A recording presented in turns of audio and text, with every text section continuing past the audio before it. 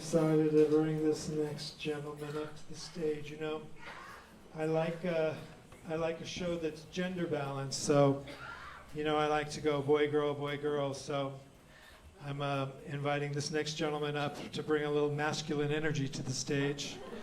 Please welcome to the stage, Mr. Paul JACEK.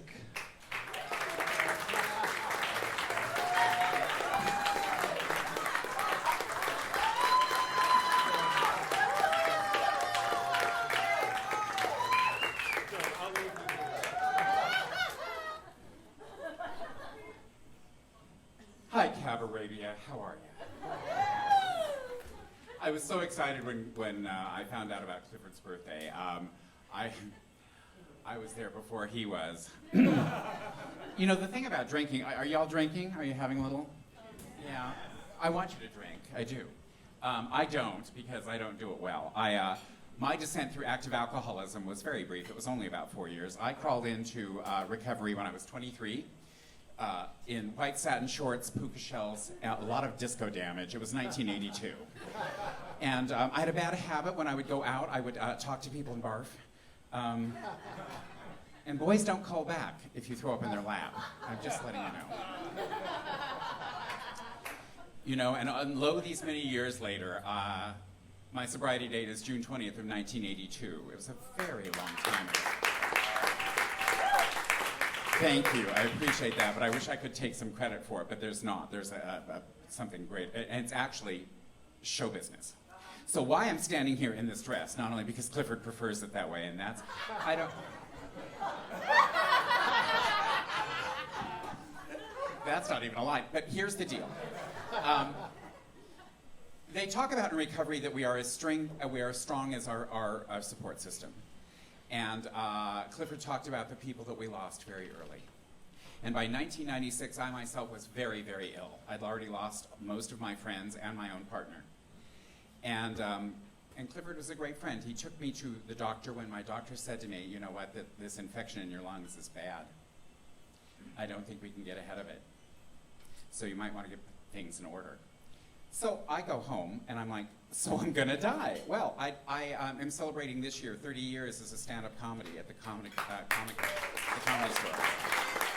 So Clifford and I had, you know, he can arrange a funeral in about 5 seconds. It's amazing.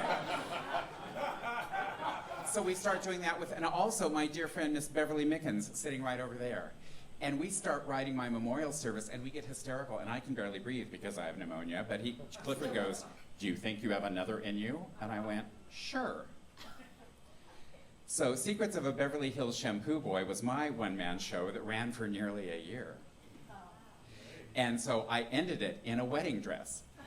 Because with all of the craziness in my life, and my doctor actually did not want me to open the show that night. I had a PICC line on my arm, and I said, can we do this tomorrow? Because if this show fails, I'm dead anyway.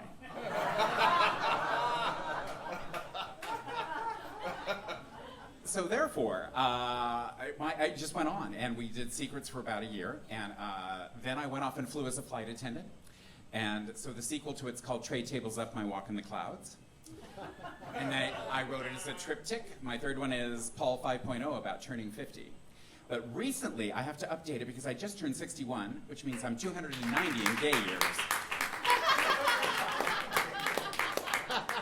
And I turned 37 years sober, which is odd because as I said, I barfed with people. I was back with my family recently in Colorado.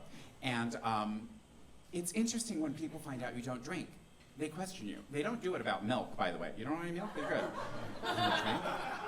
And the denial in my family. I mean, my family is very sweet. They didn't know what to do with me, and I didn't know what to do with them. I remember being squatted down in a duck blind when I was 12 years old with my uncles before dawn on a cold November morning, and I went, we're here to outwit a duck?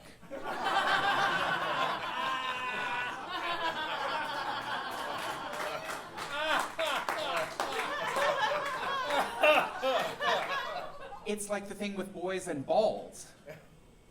Men are obsessed with balls. I'm a nice kid. You want the ball? Ask me. Don't knock me down and try. I wouldn't find that attractive till I was in my 20s. Period. So I'm with my family, and my cousin goes, oh, you know, let's go get a, oh, that's right, you don't drink. Why? I mean, after 3 decades, is it money? Because if it's, because you with a couple of cocktails is great. I mean, what happens if you have a cocktail? I said, I fuck your husband. So we don't need any of that anyway. So, you know what I found is I have faced AIDS, alcoholism, and 2 emergency landings as a flight attendant. I've got dying down. It's living that's a kick. And you can change the quality of life by the quality of the questions you ask yourself. So, living with the premise that Cabarabia is the most amazing place in the world, and that I've been a longtime citizen. Thank God for Clifford Bell and his amazing recovery that has brought all of us together.